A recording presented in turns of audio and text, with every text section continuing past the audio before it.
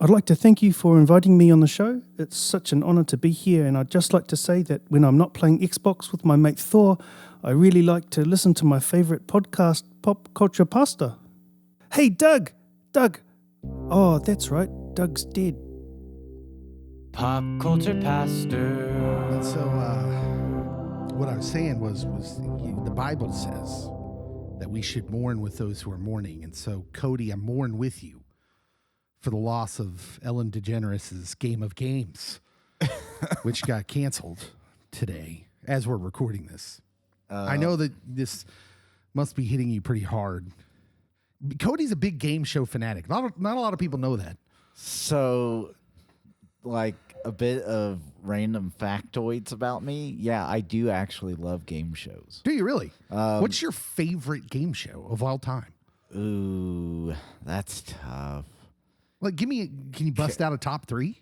Because, like, growing up, we got satellite, and then when we got satellite, we got the Game Show Network. And so, like, we had all the game shows. I'd say, like, Jeopardy's probably number 1 or 2.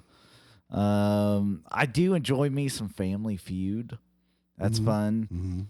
You can't go wrong with The Wheel.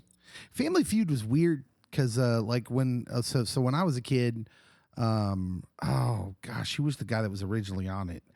Richard Dawson. Richard Dawson, yeah, he was in The Running Man with Arnold Schwarzenegger, and then after I think he retired, and then Ray Combs was the host. And there was just a weird amount of possible sexual harassment going on the Family Feud at maybe all times. And then Louis Anderson takes over. Things got cleaned up when Louis came along. But, like, right, there was something about the Price is Right when you stayed home from school. Mid-morning, you get a big bowl of cereal, even though you're supposed to be sick. But you get a big bowl of cereal, you watch The Price is Right. What are your favorite mini games on The Price is Right? Besides Plinko, because Plinko's a classic. It's got to be Plinko. I really enjoy when they spin the wheel. I'm like, oh, is it going to stop on $1? Nope, we're at 5 cents. I like the mountain climbing game. Yeah. Yodelay, yodelay, yodelay, ho, yodelay, ho. And then he falls off the top. That game, I just loved it. Everything about it. I enjoy the whole game catalog of Price is Right. But spoiler alerts, I was not watching this Ellen show. No. Because I'm Team Taylor Swift. You know what else? What other game show I really loved was Press Your Luck. Oh, yeah. No whammies. No whammies. Stop. I'll never forget being a kid, and they made a documentary out of this, but there was a guy who, like, figured out the rhythm of the system. I saw that doc. And they had to, like, keep continuing the show because the show wouldn't end. Because he kept getting in the spins. I also saw the documentary about The Price is Right with the guy that memorized the prices. Really? Wow. Like, what prices? What prices does Prices Right use? Did they, like, use California prices or? Like, he just watched, like, every episode, kept a, like, journal of what everything was in the initial, like, what's this treadmill worth? Like, and he had a photographic memory, probably. Yeah. Nice. That's awesome. And yes, like, after a while, that documentary, like, wasn't super entertaining, but it was like, at first you're like, oh, what? This guy had all this time on his hands. Yeah, I'd have to say that, and of course Jeopardy. I love Jeopardy because I'm a trivia fanatic. Oh, that reminds me of one that I forgot. Win Ben Stein's Money. Oh, I forgot about that one. Yeah, that one was fun. It was kind of Jeopardy-esque. So there are weird off the beaten path game shows that I'm a fan of. Remember Remote Control on MTV? Or are you too young for that? I'm too young for that. Oh, or my parents were like, no child of mine's watching MTV. Well, so, like, soon after, one of the first bits of, like, alternate programming besides music videos that MTV did was this game show called Remote Control. And it was just like TV and movie trivia, or, TV movie trivia. And that's where Jenny McCarthy got big. So Jenny McCarthy was the co-host, and some dude I can't remember was the host, but boy, he didn't blow up after that. Yeah. But Jenny did, and Jenny was like just being Jenny on that show. She was just really hyper and kind of obnoxious. As one does. Yeah. But yeah, I remember everyone liked that show. Just only a little bit because Jenny McCarthy, but otherwise because it was just a fun trivia show. But Jeopardy's definitely the best. I was sad when Alex Trebek died. As everyone was. Yeah. Kid shows, I'm going with Legends of the Hidden Temple. That one was legit. Yeah. Double Dare. Double Dare was Dare's good. a classic. Global Guts. I have no idea what that one is. I'm too old for that one, probably. No, this one was like early Nick, and it had what's his name, Mike O'Malley? Yeah, Mike O'Malley. So Double Dare was hosted by Mark Summers. It was. So I remember all these game show hosts. You had Chuck Woolery, Wink Martindale. A lot of people don't remember Wink. Good old Wink Martindale. Chuck Woolery's like diehard Republican now. He's That's like one weird. of the guys they try to cancel on Twitter every other week. Anyway, that's neither here nor there. Okay, so this is the Pop Culture Pastor Podcast, in case you were wondering, as I hit the mic stand there. Whoops. But yeah, we're here. This is just going to be kind of what's the word I'm looking for? Yeah, it's just going to be an assortment episode. We have no potpourri. We have no main subject. We called it something already. What was the one we did? We called it a smorgasbord. Oh, It's a smorgasbord episode. okay. I like potpourri, but we'll go with that. So we're going to just talk about many things, and who knows? We'll be here for an hour or so. I don't know. Yeah. Just it depends. There's a lot of Marvel news going on. We'll stop. We'll go ahead and hit Marvel first. Okay. Marvel news going on. Apparently, there was a full schedule. It's weird. Sometimes Marvel's social media will release more information in other places around the world than they do here in America. They released this is via Marvel Japan. They released a screenshot and then quickly deleted it, I believe, of their full 2022 schedule. Now, we knew the movie's coming out, but we weren't for sure on what TV we would be getting. And Moon Knight, which we're going to talk about here in a little bit, is scheduled to come out in March. But if this schedule holds up, if this is a real deal, and it looks pretty real, we're also going to see She-Hulk, I Am Groot, and What If Season 2 arriving between the release of Doctor Strange and Thor in May and July. So that's a lot in between May and July. And then followed by Miss Marvel and Secret Invasion between Thor and Wakanda Forever in November. So many of these shows we'd already kind of knew or they were hinted at. But that's just kind of where we are. No Marvel zombies? No, not unless they show up in What If Season 2. Okay. Were you just really chomping at the bit for some Marvel zombies? Here's my problem with the Marvel zombies thing is like there's really only one way to go with that story. And they kind of already told it. Yeah, like no, I saw Am I wrong? Is there more than one outcome? well, I mean, there probably is. Everybody dies and Ant-Man loses his body. Seems like it's perfect. Yeah. But no, I saw a potential releasing schedule, and it had the Marvel Zombies logo. Yeah, I'm back on Disney Plus Day. Yeah, so I didn't know. Nope, that is not scheduled for this year. First things first, the Moon Knight is what's going to come out next. March 30th. I know, I heard March and I got excited. Then they said 30th, and I was like, what? We got to wait that long? Yes. That's a long, look, we're going to go 2 full months without. It is almost perfect for an early birthday gift to me, because that's really what it's about. Yeah. April 5th. So Trailer for Moon Knight came out during the sham first week of the NFL playoffs. Don't get me started. Burn notice. None of those games were worth watching because there's too many teams in the playoffs. This is true. Tell me I'm wrong. I'll fight you.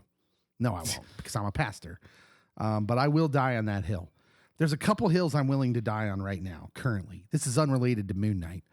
But there's a couple hills I'm willing to die on right now.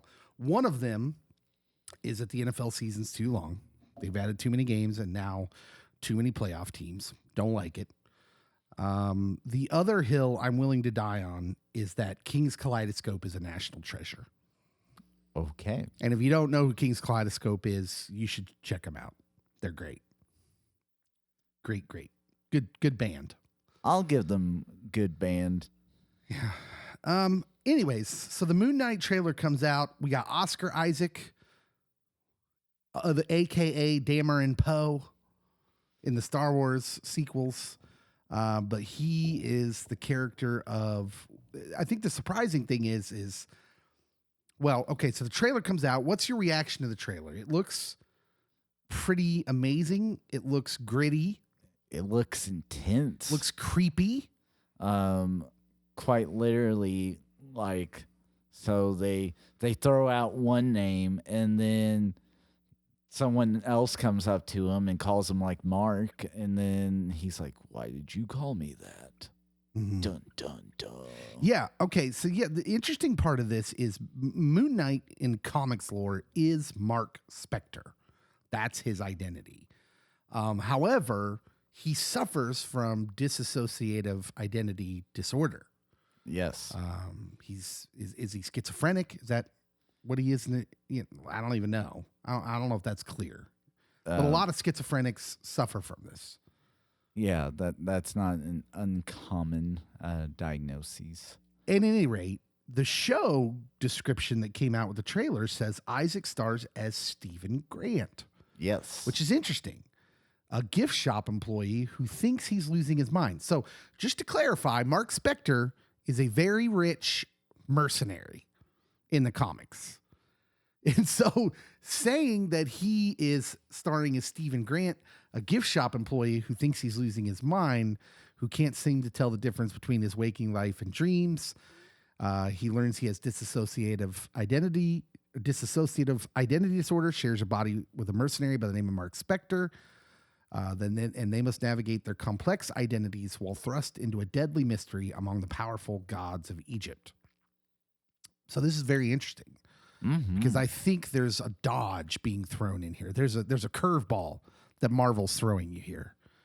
How dare they? For instance, his character is Oscar Isaac's character spends the whole trailer speaking British. He's got a British accent.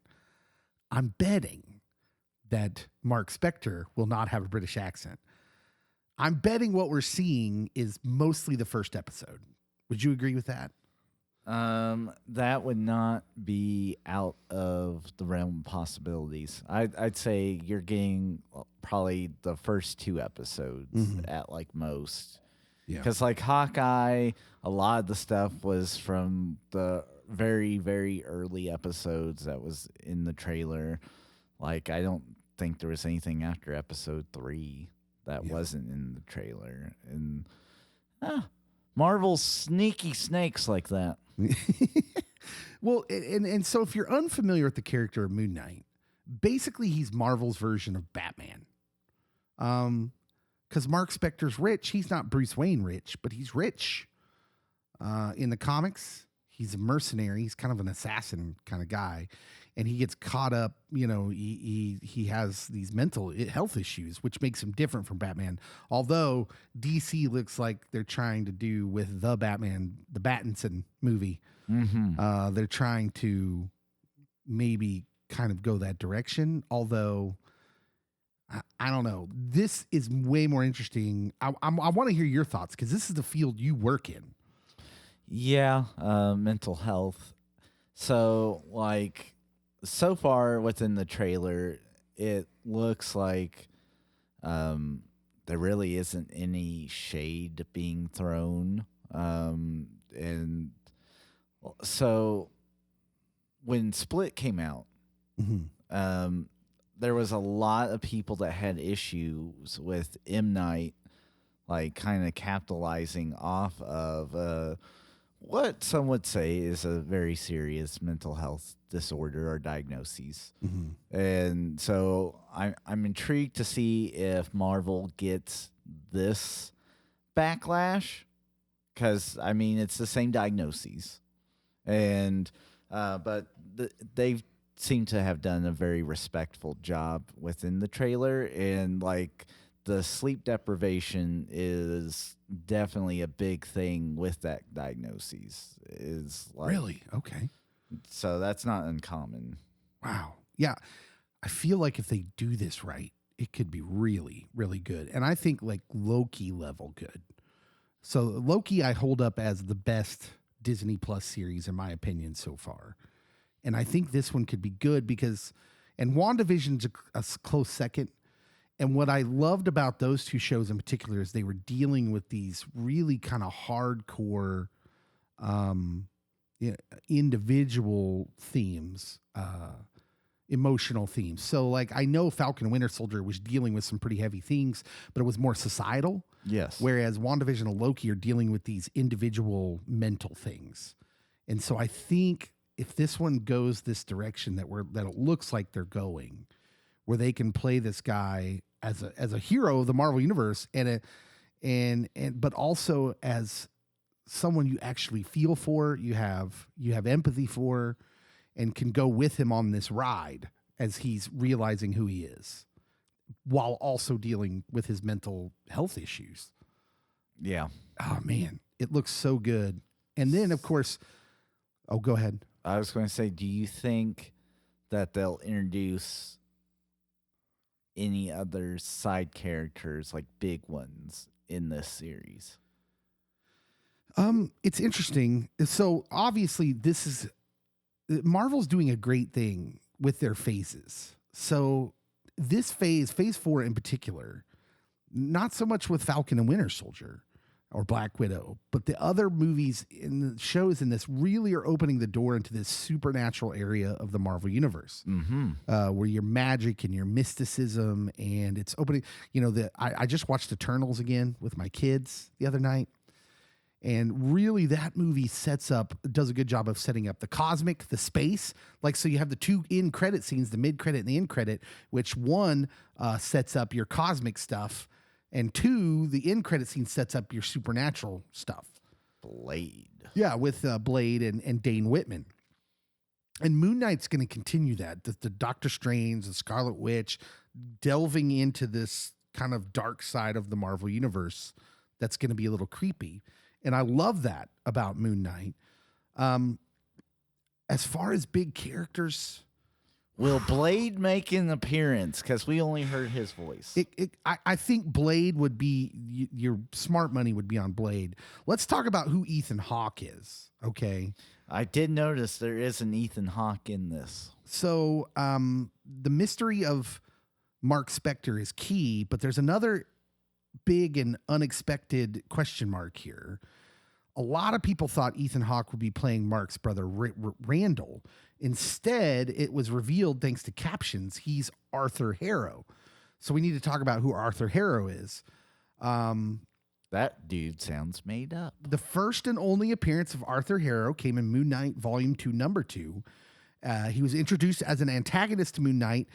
The disabled scientist, he's a disabled scientist who is partially paralyzed, constantly in pain, and an incredibly intelligent man. He squanders it by utilizing his brain to experiment on humans in research on pain theory. Not only that, but he's using some Nazi science to do it in the comics. Harrow even ends up creating some zombie-like servants. Marvel zombies. Something we maybe get a hint of in the trailer. And in the comics, Harrow appears to Moon Knight in a vision after he's visited by apparitions of the priests of Khonshu, and Moon Knight eventually faces off against him. So he's, something of a scientist, but I also, I don't know that he's a big character. Now, Nerdist here posits that they wonder if he's one of the gods of Egypt in disguise. So they're wondering maybe about that. I don't know, because Hydra. the only reason I wouldn't necessarily think they're going to go there is because they didn't go there with Thor. Yeah. They did all they could to make sure we understood that Thor and the Norse gods were not gods, that they're aliens, essentially. Aliens that live forever. I have a hard time that they're going to present Khonshu and the Egyptian gods as gods here, because they're Marvel's establishing this like hierarchy of power, right? And so if you have gods, literal gods, then you're like, well, then why did Thanos wreak havoc? Why didn't one of these gods step up and just do away with him? So I think this is going to be more of a supernatural thing, a spiritual thing to be sure, but there'll be, if Marvel does what they did with Thor and the Norse thing, there'll be some subtle explaining of why they're not what we think they are, right? Would you? Yeah. Does that make sense? Am I making sense with that? Yeah. I mean, they killed off Kurt Russell, so... And he was supposed to be like an eternal being. Did they kill him? Is he dead? Is Ego dead? I thought he was. Do we get that for sure?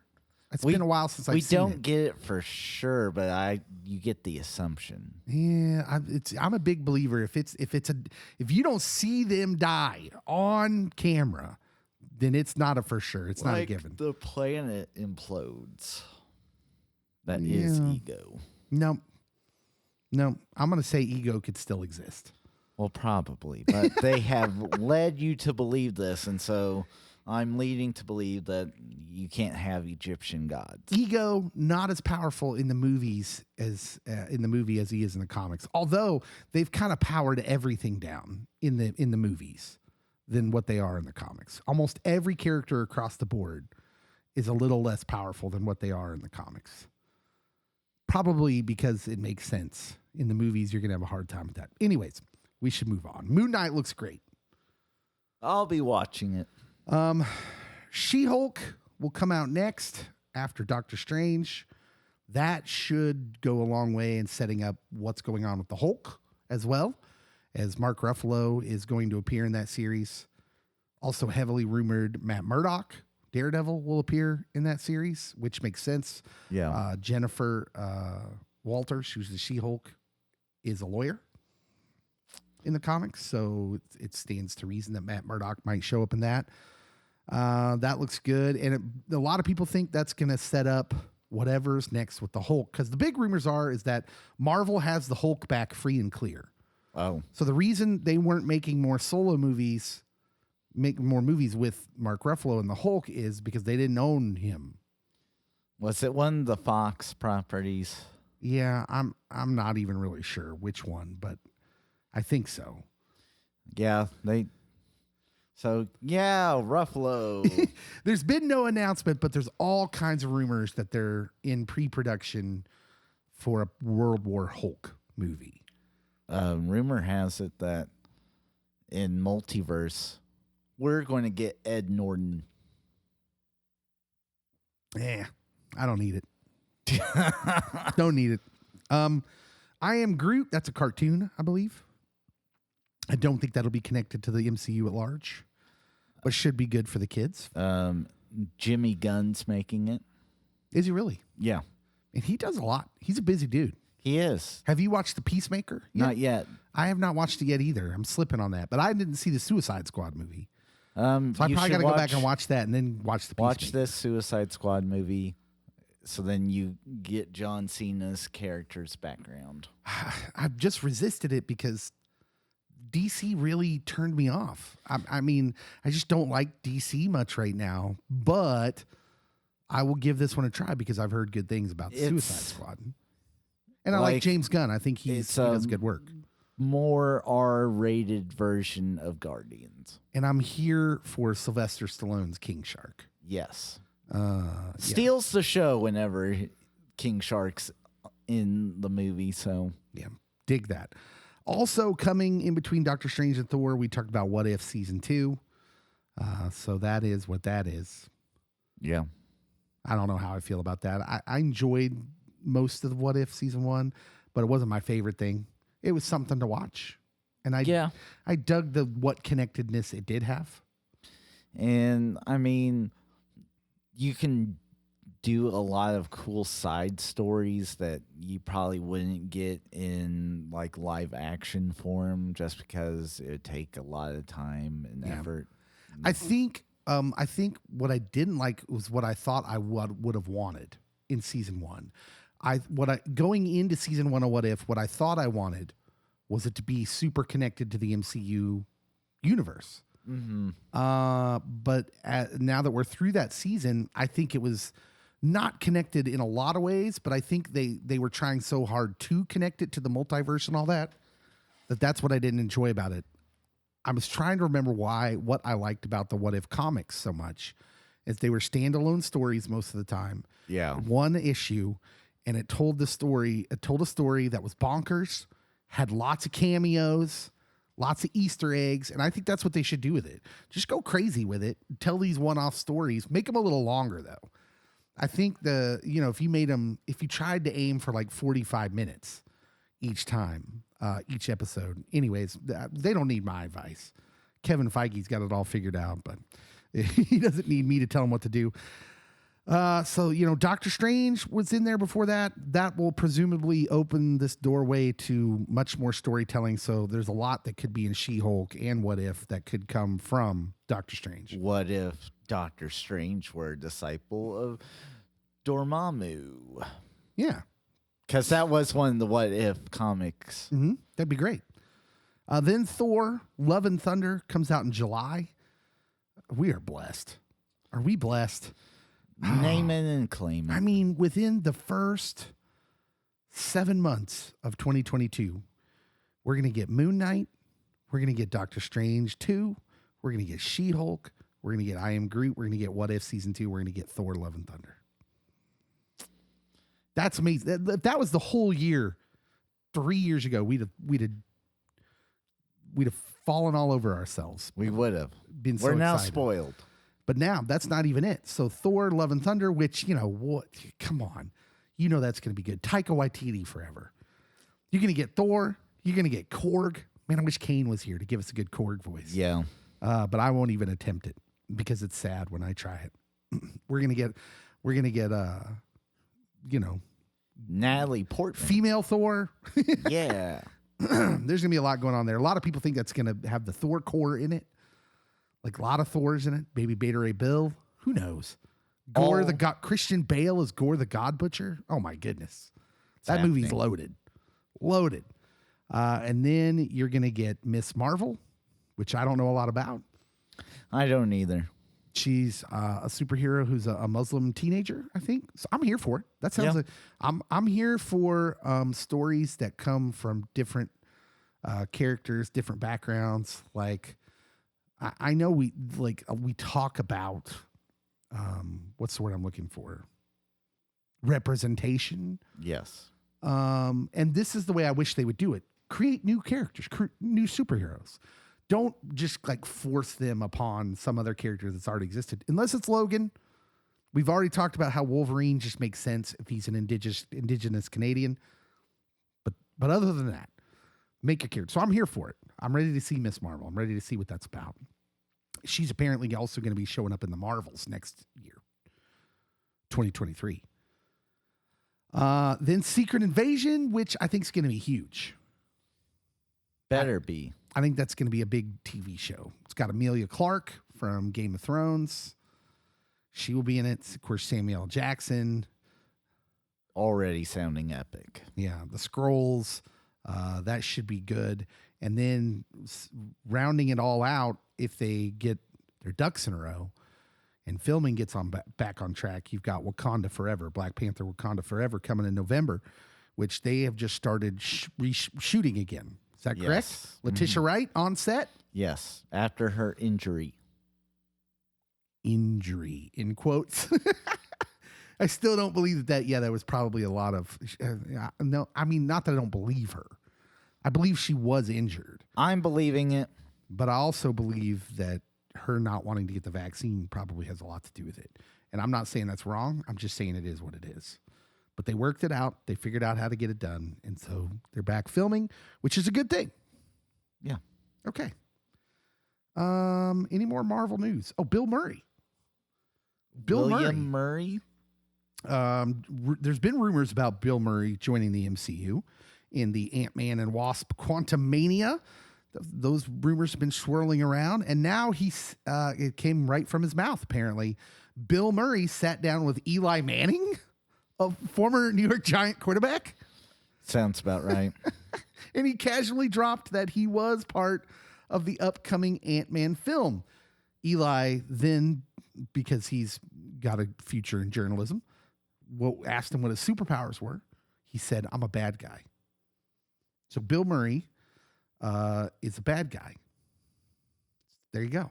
Just like Billie Eilish before him. I wouldn't even venture a guess to try and guess who Bill Murray, what bad guy in the Marvel Universe Bill Murray could be playing. But I'm, of course, just thrilled. Anytime you get Bill Murray's good. Like the 4 minutes that he was in Ghostbusters Afterlife, he stole those 4 minutes of screen time. How about the 10 minutes he's in Zombieland? Yeah. I mean, legendary. Legendary. He's the only dude who ever made dying funny on screen. The way he dies in Zombieland, spoiler alert, is fantastic. If you haven't seen Zombieland by now, you're like 15 years late. I don't know. Okay, let's move on from Marvel. I know not everyone's into the Marvel. We just spent half an hour talking about it. Let's talk reboots because there's tons of reboot news coming. I don't like reboots usually. You don't like reboots. Usually. Deadline.com says Quantum Leap's long-rumored return has taken a big leap toward becoming reality. NBC has given a pilot order to the reboot of the beloved 1990s sci-fi series, which starred Scott Bakula and Dean Stockwell. Written and executive produced by La Brea co-showrunners Stephen Lillian and Brian Weinbrandt, and executive produced by Blind Spot creator Martin Giro, as well as Quantum Leap creator Don Belisario. The follow-up series is set in the present time. It's been 30 years since Dr. Sam Beckett stepped into the Quantum Leap Accelerator and vanished. Now a new team has been assembled to restart the project in the hopes of understanding the mysteries behind the machine and the man who created it. They say Bakula is not attached to reprise his role or produce the new Quantum Leap. And I see you, NBC, because if he doesn't show up in this, the whole point is they're going to be out searching for him, aren't they? That's what it just sounded like, their explanation. I assume so, but I did not watch Quantum Leap. I'm here for it. I will watch 22 episodes of a mid-range TV show if we get Sam. If I see Sam Beckett again. Okay. I'm here for it. I loved Quantum Leap, man. Quantum Leap was what a wonderful show that was. Oh boy. I'll take your word for it. You were, again, this is our age gap here. 97 episodes from 1989 to 1993, featuring Scott Bakula's physicist and Sam Beckett. He time hops through various areas. The gimmick of the show was it wasn't intentional.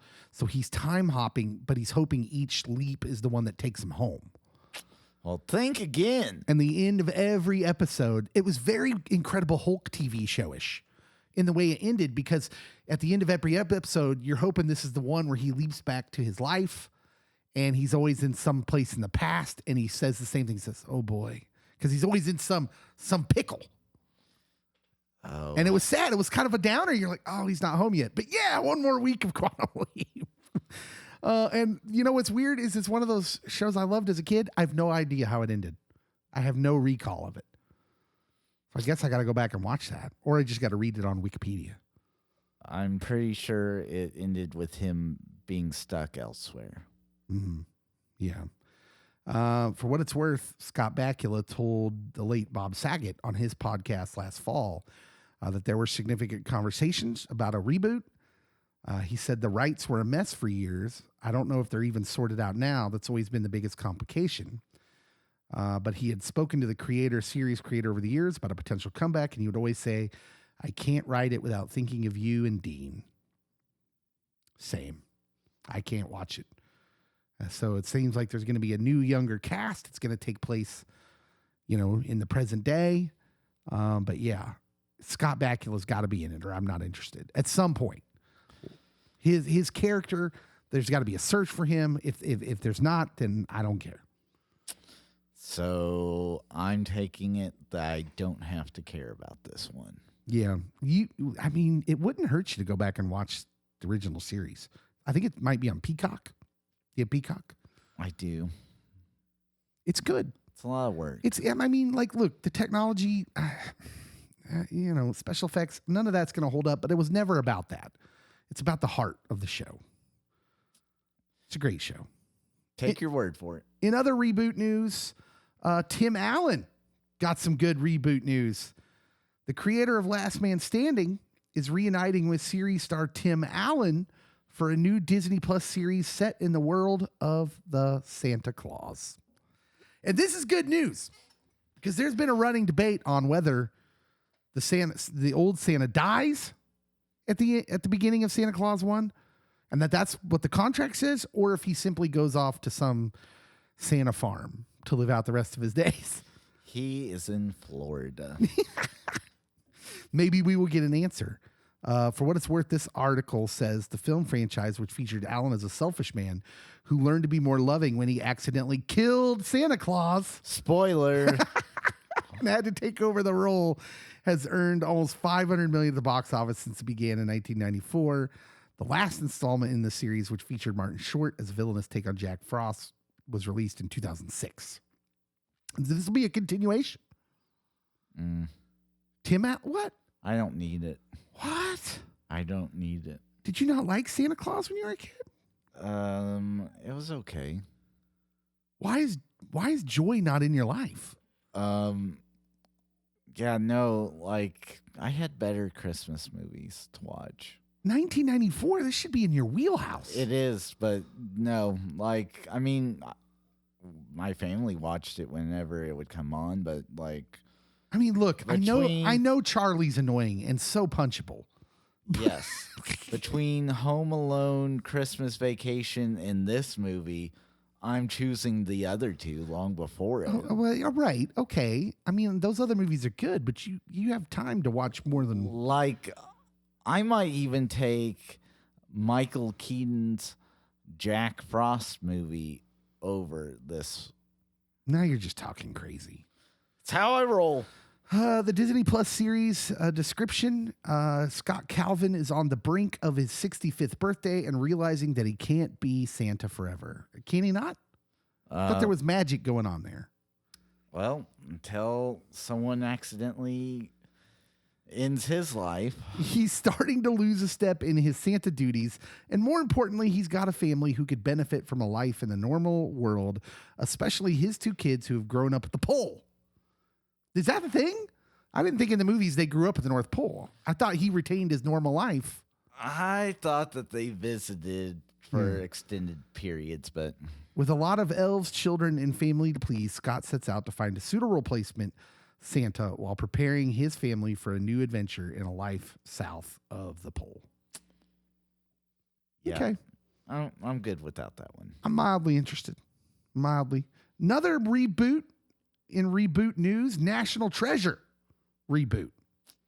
This one I'm more intrigued by. The big question, will Nicolas Cage return? This giantfreakingrobot.com says we're in the midst of a Nicolas Cage renaissance.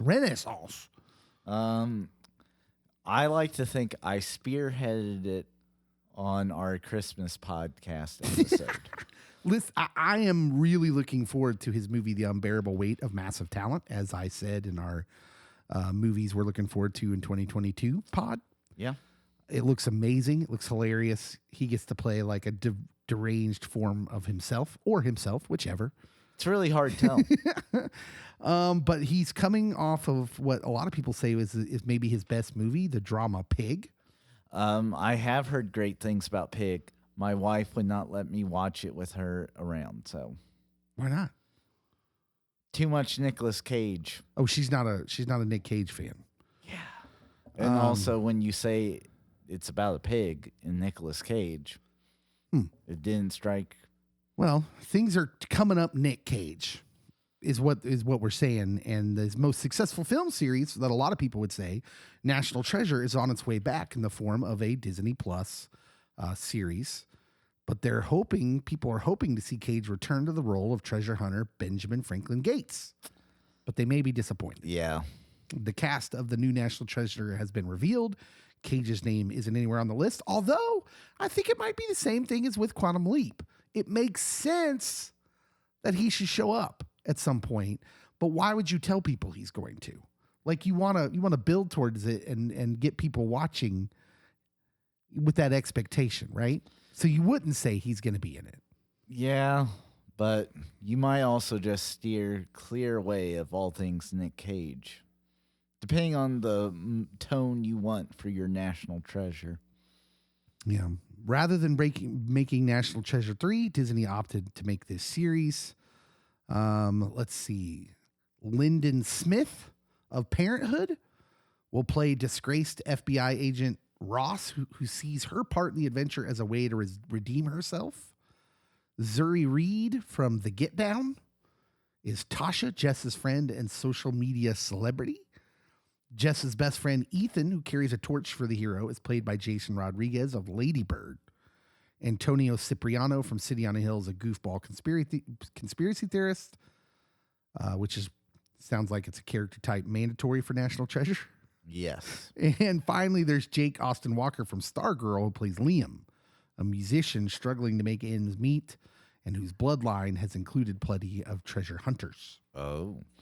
Will John Voight be in this? Nah. God, I mean, nah. He's got to be dead, right?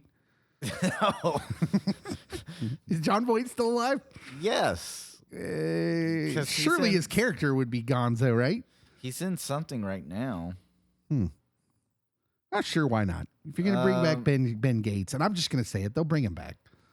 Yeah, because he had like issues on Ray Donovan with the guy that plays Ray Donovan, Liev Schreiber. Liev Schreiber, yeah. Yeah. Liev. Liev. Is it Liev or Liev? I wouldn't go with Liev, but they came We just butchered Liev Schreiber's name, dog. They came to an agreement that we're not going to talk politics on the set. And then they're best buds. So Oh, yeah, that's good. That's good. Yeah, John Voight's super conservative honk. which is so weird considering his daughter is like not. You know, but here's the thing about Angelina Jolie. I'll say this. A lot of your really loudmouth progressives don't put their money where their mouth is and actually do stuff. They're all for helping people, but Angelina Jolie's different. She's a different cat. She really spends a lot of money, time, effort, sweat, blood, getting in there and helping people. So I'll give her all the props in the world. Personally, I want a Lara Croft Tomb Raider National Treasure crossover movie. Oh, make it happen. That just sounds, that's too much. That's too much. Yeah, no. It is not enough. I mean, we're already getting an Uncharted movie. That's pretty much the same. It's a video game crossed with that sort of action. Why don't you just go with it? I know Tom Holland's no Angelina Jolie. Not yet. How old is Angelina Jolie? 50s? So I'm watching Eternals, and she just looks fantastic. I mean, that's crazy, right? How good people look in there as they get older now. How are they doing that? Medical advancement's crazy. I have aged her way too much. Is she not? She's only 46. Oh, she's only 1 year older than me. Oh, that's depressing. Oh, she looks way better than me. You need to start taking care of yourself like Angelina Jolie. I need Brad Pitt to come be my friend and then just leave me. Apparently, and then I can use my anger as fuel to keep myself in tip-top condition because I was scorned by Brad Pitt. That happens from time to time. Yeah, we already have a beef with Brad Pitt because he's from Missouri. We do. And if you don't know anything about Kansas or Missouri people, it's that they have beef because it goes all the way back to the Civil War. We just don't like them. Yeah.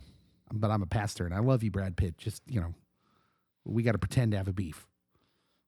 It's for Dave's overall health. But I'm praying for your soul. Cool. Yeah, so Nick Cage, we don't know. National Treasure series. I'll probably watch it. My kids love the National Treasure movies. So that's probably a thing. That's the only reboot on this list that I'm going to be watching. So. Let's talk about something a little more Christian. Okay. Sort of. Uh-oh. A trailer came out. Listen, let's just as pastors, which we are in ministry. And if you're listening to this, you may or may not be Christian or not. So you may or may not be familiar with the Christian movie world. But the Christian movie world, that is Christian studios that put out, i.e., quote unquote, Christian movies, is largely junk. Hot trash. Yeah, it's hot garbage mostly. And the reason it is because usually they're trying to take what is a giant concrete Bible and slam you over the head with it. Yes. Or it's self-serving, like the movie, like a God's Not Dead franchise, is basically built to make Christians feel good about themselves, feel awesome. The last God's Not Dead movie, I didn't watch it, but the trailer looked like a dumpster fire itself. Basically, it was full of Christian nationalism, lots of rah-rah American patriotism stuff, pretending to be Christian. Yeah. And in a lot of ways, that movie was kind of the beginning, maybe, I think, of this. I'm going to be careful what words I use here because I don't want to offend anybody, but it's like Christian porn. Christians love and maybe use this feeling of we're being persecuted to I don't want to say anything crude, but I think you know where I'm going. Yeah. So typically within Christendom, we are told, be like Jesus. And Jesus is constantly talking about, like, if you're persecuted for my sake, then you are blessed. You're doing what you're supposed to be doing. And Jesus died for us. And by George, we got to be persecuted. Yeah. And then we got to uplift and be like, look at us. We are the victims here. And see how much harder a plight we have as Christ followers when it's like a false persecution complex that we got. I think, and the problem begins with, I think we're all well aware of how affluent we actually are, how comfortable we are being Americans. That some of us are. Yeah, there's no poor people in America. When you compare it to the world, this is not like to insult people who think they're poor here, but just compared to the world, we really have no poor people. We have what we need, which is more than what a lot of people around the world can say. Roof over our head, beds to sleep in, heat, air conditioning, cars, phones. We have all these things. And I think Christians, especially your like middle class, evangelical tradition type Christians here in middle America, where we have pretty nice lives, I think there's a subconscious shame or guilt that goes along with that. Probably. And it forces us to pretend or to fool ourselves into thinking we're being persecuted on levels we're not. Yeah. And that's what you had with the God's Not Dead most recent movie. And enter this trailer for a movie called 2025. What is it about? That's a good question. I'm going to give you the quote directly from the movie's own marketing, and I'm going to do it in my best movie trailer guy voice. Are you ready? Okay, Don LaFontaine. I wish we had some dramatic music. This would be great. It's 2025. The world as we have known in 2020 does not exist anymore. The virus changed the world, and communism is all over the place.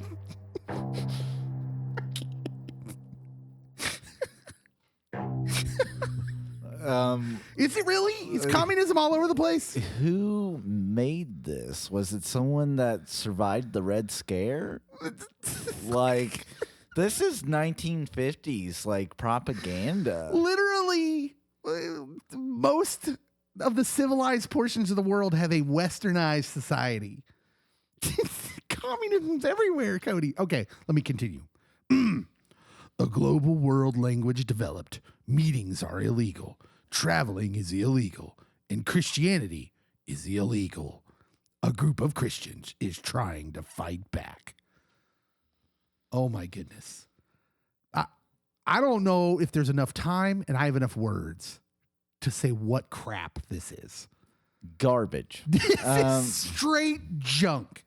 So I think that, like, from a literary sense, the book of Revelation is, like, very well written, and it has such vivid imagery, and it deals with some, like, huge themes. And I feel that ever since at least the 90s, there's been studios that have tried to profit off of it and the themes that are displayed, and they put it underneath different banners, but like they don't capture it. It's cheaply done. It looks awful. And like, is this the most creative thing you can think of? Like, get the people that made Sharknado. Tell them what your premise is and let them fill in the gaps, because it would be a better movie.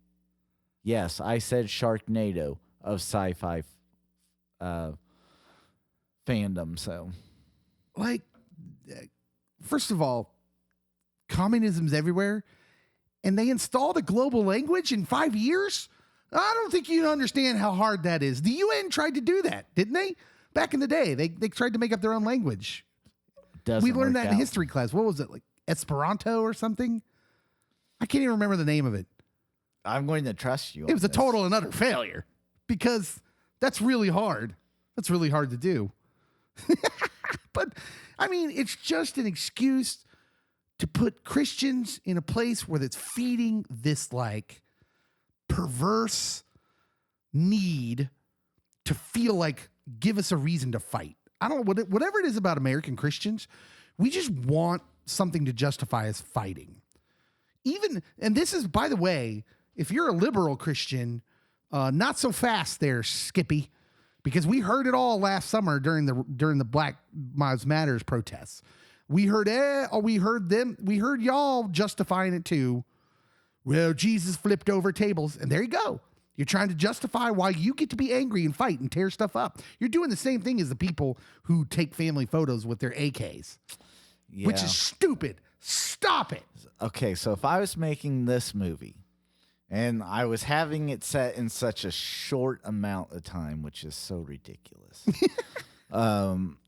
So the virus wipes out a huge portion of the world's population.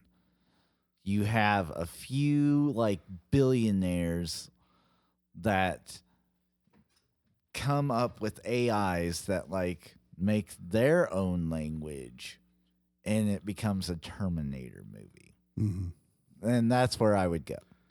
Yeah.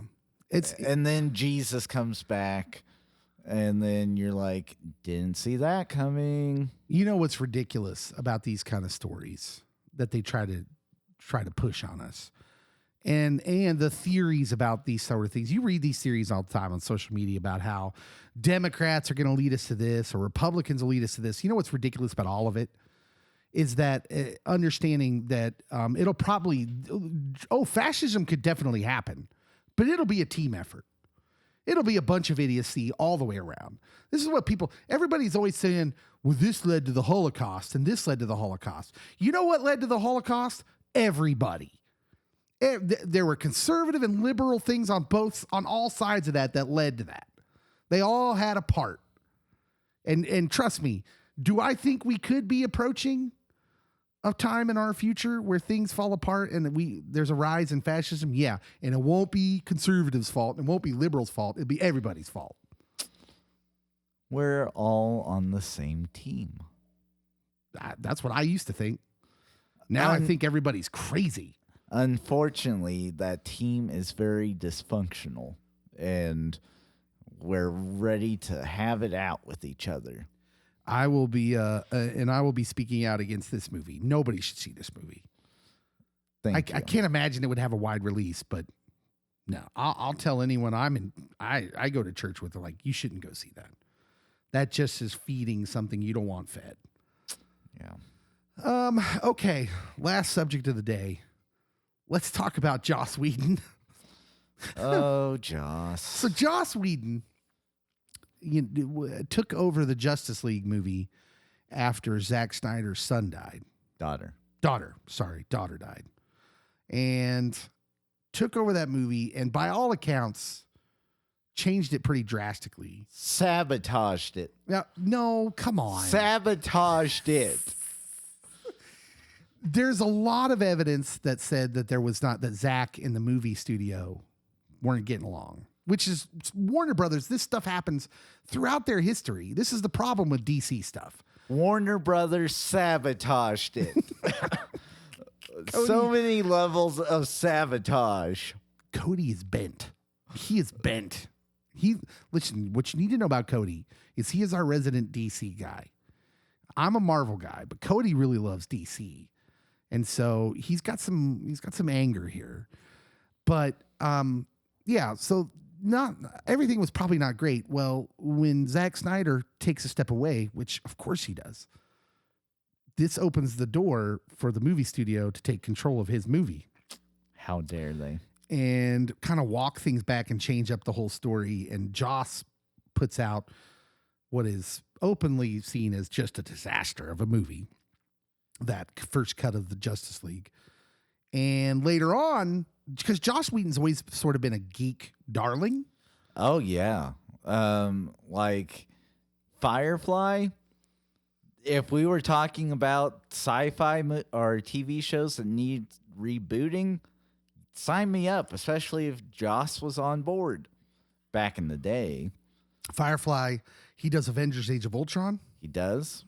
And he gets known throughout Hollywood as like this guy who champions female strength and female characters. Yeah. Then this movie happens. He takes a dent. The shiny exterior of Joss Whedon takes a dent. And then all of a sudden, it's like the floodgates come open. A lot of it came out with the Me Too movement as well. Yeah. Right around that time, the floodgates start to open, and a lot of the female stars in the past, especially Charisma Carpenter on the set Buffy, yeah, which he did a lot of that, come out and say he was awful. That maybe not a harasser in the way the Me Too movement is talking about, although maybe not completely off the table, but mostly just abusive, verbally abusive, just a terrible, terrible person to work for. And it's echoed by a lot of especially Ray Fisher. So Ray Fisher starts having all these issues with DC, with Warner Brothers, as anyone affiliated with the Justice League. Yeah, and there's all sorts of allegations that maybe some racist things going on here towards Ray. Mm-hmm. Anyways, Joss Whedon gets buried and just never says anything. Stays silent for a while. And then yesterday, as we're recording this, Joss Whedon talks. How dare he? And we have been entertained for the 24 hours after that. He did an interview, and he opens up and he criticizes the Justice League cast and their rude behavior. So they were all rude. that the main stars, Ben Affleck, Ray, Ezra Miller, Gal Gadot, and who's Aquaman? Jason Momoa. Yeah, Momoa. That they were all very rude, that they were terrible to work with. Everyone loves Jason. He claims, Whedon says that the beginning of the internet raised me up, the modern internet pulled me down. The perfect symmetry is not lost on me. And he just had all these things. He says, this article's terrible. Let me find a better article because he has some specific things with Ray. And I'm like, how dare you? Yeah, this is not a very good. I'm reading an article. Let me find a different article here on Joss Whedon because this one does not flesh it out very well about. And I mean, if you're thinking about the cast that he has, I mean, most of them are well established, but there's a couple of them that have a history of people like them. They're very nice and genuine people. Like especially Jason, Gal, and I really haven't heard too many people have beef with Ben. Yeah. So okay, it's an interview with New York Magazine. He responded to the stream of allegations made against him, which began to gain momentum back in 2020 when Ray Fisher, started detailing his experiences. Fisher, of course, described Whedon as this: gross, abusive, unprofessional, and completely unacceptable, and claimed that his behavior was enabled by senior executives at Warner Brothers Studios. That was back in 2020. He was told by a source that Whedon had, in post-production, lightened his skin tone in the 2017 film and criticized Whedon for cutting several actors of color from the film in rewrites, including reducing his role as Cyborg. I was going to say, like, if you watch the 2 cuts of Justice League, Cyborg is hardly ever in Joss's cut. So Whedon denies Fisher's account, and says about what he had to say, it feels like I'm taking notes right now, and I don't like taking notes from anybody, not even Robert Downey Jr. Which, okay, so you're name dropping? Yes. That doesn't sound like much of the denial. But speaking in New York Magazine, Whedon said he had brightened the entire film in post-production, not just Fisher's skin tone, and that he had cut down Cyborg's role because he felt Fisher was a bad actor in both senses. So in the interview, he calls him a bad actor in both senses of the term, a malevolent force of Ray Fisher. Gal Gadot, also who claimed Whedon threatened her on set and said he would make her career miserable. Whedon denied he threatened Gadot to New York Magazine, saying she had misunderstood him when he said she would have to tie him to a railroad track before he'd cut a scene she had requested he take out. He said, "I don't threaten people. Who does that? English is not her first language, and I tend to be annoyingly flowery in my speech." So he goes the route of like, maybe she's just a dumb female who doesn't speak the language very good. That's essentially what he's saying there. Gadot told the New Yorker, "I understood perfectly." Like literally at some point during this interview, someone needed to be standing off to the side saying, "Give me the shovel, because you have dug a deep enough hole for all of New York to go into, but it's just you." So I said after Ray Fisher's claims, the floodgates open up. Charisma Carpenter, who played Cordelia on Buffy and the spinoff series Angel, alleged in social media posts that Whedon had a history of being casually cruel. That's her quote. She claimed he had called her fat to colleagues when she became pregnant while filming Angel and asked her if she was going to, quote, keep it. He attacked my character, mocked my religious beliefs, accused me of sabotaging the show, and then unceremoniously fired me the following season after I gave birth. Whedon denied to New York he had ever called Carpenter fat, but admitted was not mannerly to her, saying, "Most of my experiences with Charisma were delightful and charming. She struggled sometimes with her lines, but nobody could hit a punchline harder than her." On the Buffy said he also added, I yelled, and sometimes you have to yell. This was a very young cast, and it was easy for everything to turn into a cocktail party. Okay. Yeah. So there's just and there's more. It goes on and on. But basically, he denies all of this. Had his worst things to say about Ray Fisher. Ray Fisher had some things to say today on Twitter. Ray Fisher, listen, all that's left of Joss Whedon after today, after Ray Fisher's 24 hours on Twitter, is just a crater. There's nothing left. I mean, he just bombed on him. At first, Ray said, who played Cyborg, said he wasn't going to address what he called, quote, all of the lies and buffoonery in Monday's New York Magazine profile of Joss Whedon. Speaking of which, I know the answer to this, but why would they do a profile on Joss Whedon? I don't know. Did we need that? Or did they just want this to get stirred up? I would say that this was some pot stirring. Although, what I'm about to say, people will be like, what? But because of Joss Whedon and making a movie called The Cabin in the Woods, we have Chris Hemsworth as Thor. Because he recommended him to Marvel, and they're like, okay. Well, I mean, there's no argument that Whedon has been good at what he has done, mostly, in the past. Justice League was a joke. I don't know. I tend to think, I'm one of those people that think Firefly, Buffy, all of that was a little overrated. There was a lot of force behind that when I watched, I'm like, okay, it's good. He's not the second coming. It's not. I would say the actors that were in those series turn out to be really great. Right. Well, right. And so Joss gets a lot of this credit. I don't know. Yeah, I don't know. I mean, Avengers, Age of Ultron, I think has aged well.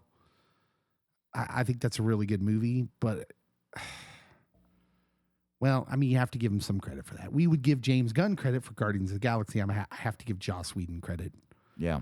Because I think Avengers Age of Ultron wasn't received super great when it came out, but I think it holds up really well, and I think it's actually a really good movie. Yeah. Anyways, Ray Fisher went in on Joss Whedon today. As one should, if you're Ray Fisher. He said, before I get started today, I want to thank you all for lifting and supporting everyone that has been negatively affected by Joss Whedon. I was not the first to speak out about him, but I hope to be one of the last that has to. Next tweet. Excuse me. Joss Whedon had nearly 2 years to get his story straight. He likely spent tens, if not hundreds of thousands of dollars on PR, crisis management, and coaching. And his response to the allegations is, quote, they all misunderstood and or are out to get me. Also, my mom is sexy. Then he tweets, the irony is Walter Hamada, who is the president of DC Films, is probably kicking himself right now for trying to throw Joss Whedon under the bus. Had Walter waited, he would have seen Joss had already bought a round trip ticket to run himself over. And he later joked that he was going to start a team called the Malevolent Force in reference to Whedon's comments about him, that he was a malevolent force on the set. And in his final tweet, he quotes Joss Whedon himself from the interview, who says, I don't threaten people. Who does that? When he was speaking to Gal Gadot. Then he takes a picture of a Joss Whedon quote from the article that says this: on weekends and in summers, he would pass his mornings pacing the long driveway of the family's second home, a farmhouse near Schenectady, making up science fiction universes or plotting elaborate revenges on my brothers. So Ray quoted Joss, said, I don't threaten people. Who does that? And then he says, the world, I don't know. Maybe the guy that used to spend his free time plotting elaborate revenges on his own family. He's got a point. But yeah, so I read the piece that Joss Whedon did. And yeah, there's just stuff in it where it kind of, I believe that no matter how hard you try to cover up who you really are, that little pieces of it will always show through if you're looking hard enough. Yeah. And I'm inclined to think that Josh Whedon's probably not a great dude.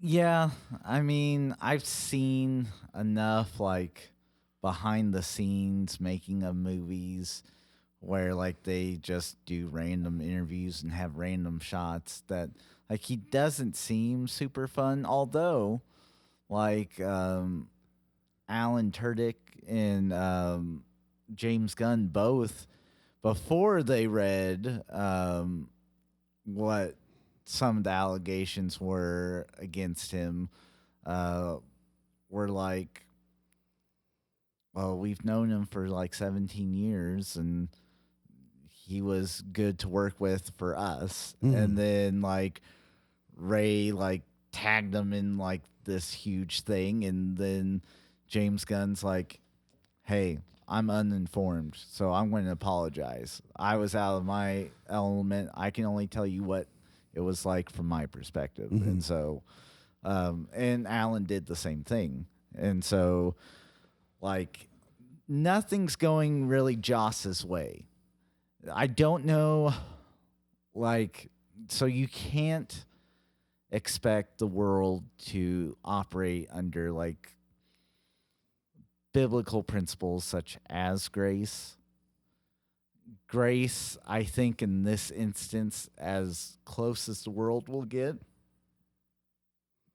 is letting him just go off into obscurity. Right, obscurity, which might be the hardest thing for some of these people to do. Here's where it helps that we're in ministry, is we can look at a story like this and say, whereas a society is going to look for the good guys and the bad guys. And we're in ministry, so we know that there's probably brokenness to go around here. Oh, yeah. Ray Fisher, Gal Gadot, Ben Affleck, the actors, we're probably all imperfect in some ways on the set. Yeah. They're probably like, look, I just imagine that working with Hollywood types has challenges. You've got a lot of big personalities, a lot of entitlement. I mean, look at just working with a lot of people in general. I mean, right. It's tough. Different personalities. But that's just to say that, like, that is Joss Whedon the devil? I don't know. But is it likely that there was probably a lot of blame to go around here? That none of these people were perfect in this scenario? Yeah. It was a tough place to be. Like, you've been working on a movie for, well, apparently a long time, judging by the length of Zack Snyder's cut. Yeah. That was a lot of footage. And then something tragic happens to your leader, the leader of the set. He has to step away. Some new guy comes in who you didn't have to work with, and now you do, and starts changing kind of everything about the movie. It was probably, just judging by the amount of stuff Zach had filmed, I'm just guessing that was a very chaotic environment for the actors. Yeah, and like, I mean, Cyborg in both cuts is very vital because without Cyborg, you don't get Superman back. Right. Spoiler alerts.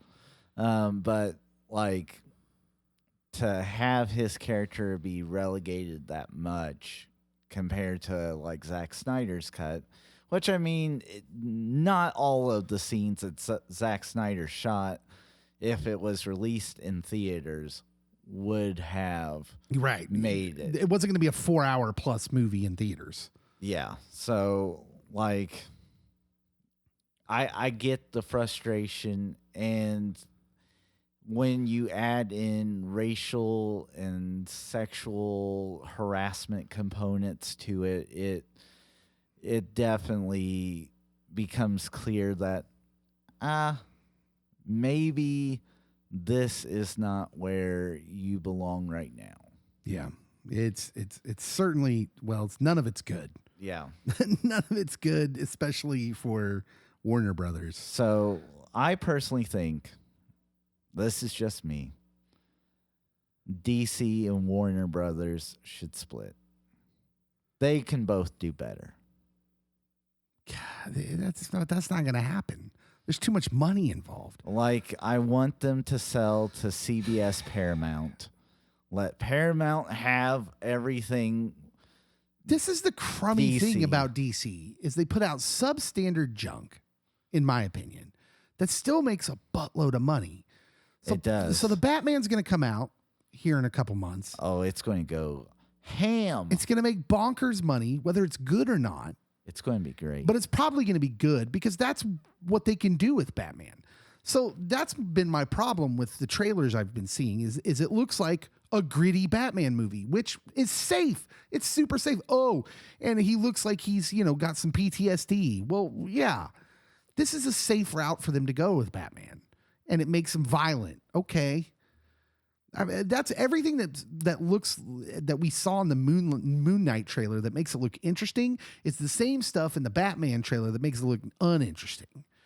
Because in the Moon Knight trailer, you're dealing with mental health in a real way instead of just using it. They use mental health in the Batman stuff to make him violent. It's just a tool. Mm-hmm. Does that make sense? Yeah. Because it's safe. It's safe because that's what people want to see, a gritty Batman. I get that.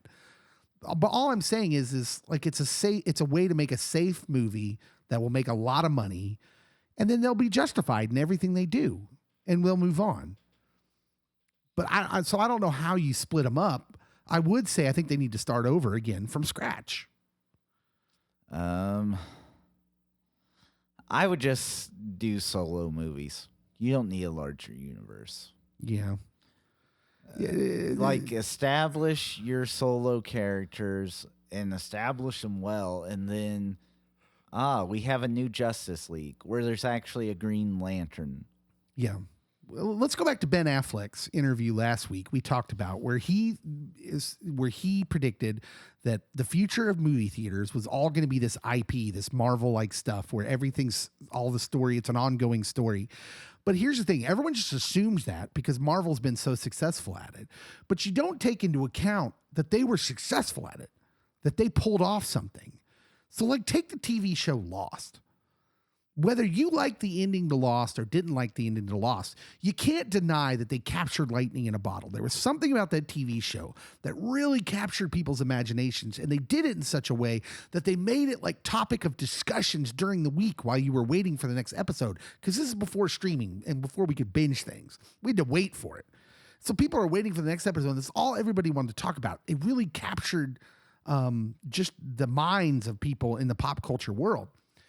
And literally in the years since Lost, there's been sci-fi show after sci-fi show that the TV networks have tried. They've all mostly stunk out loud. So I think, yeah, you can recognize that Lost in this story and the metaphor I'm trying to use, that Marvel has done something amazing. And you can assume that everybody's going to try that, but don't assume it's going to be successful. Let's give credit to the people what Marvel did. Kevin Feige and these guys did. They did something amazing.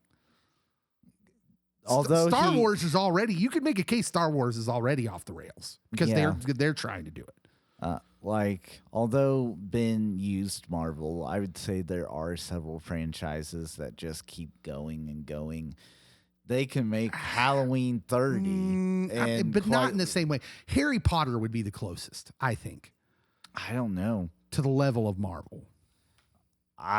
It depends on what your Halloween's not making $1 billion a movie. What your genre is. They can make it for like a 15th of what Marvel makes their movies at, and then make probably a third up to a half of what Marvel does, and at less cost, and you can just keep churning those bad boys out, and you really don't need to come up with a lot of script to make it work. I hear what you're saying. Just nothing's on that level.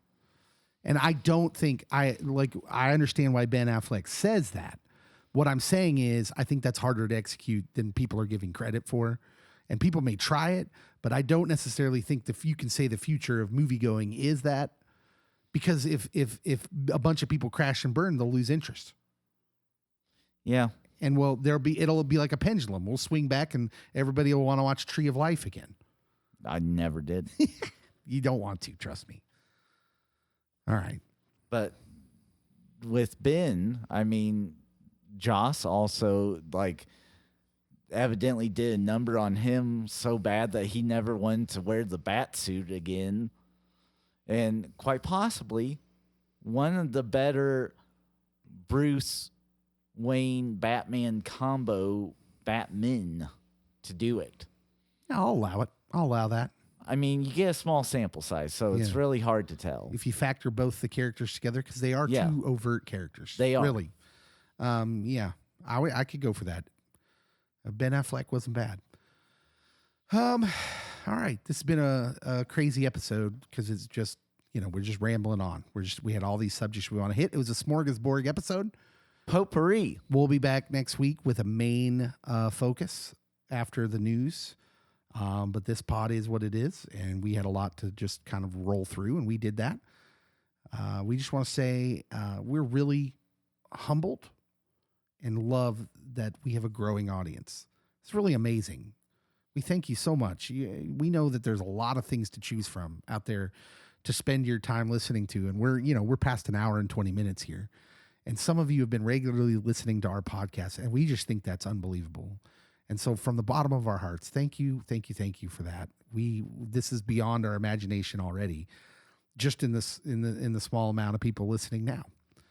But we hope it gets bigger because we want this to get bigger. We want this to be a thing where we can have relationships and create relationships with people. We want to start going to Comic Cons and to just really just create relationships. We're thinking about going to Planet Comic Con in Kansas City, having a booth, giving out some free swag, and meeting some of you. So we're really excited about that. And we're just really thankful. Maybe meeting Superman. Maybe. You never know. Brandon Routh will be there. He will. So thank you so much for listening. If you can, go give us a review. Subscribe to our podcast wherever you listen to podcasts. That just helps us out in the grand scheme, helps us out our visibility. Thank you so much. We'll see you next week.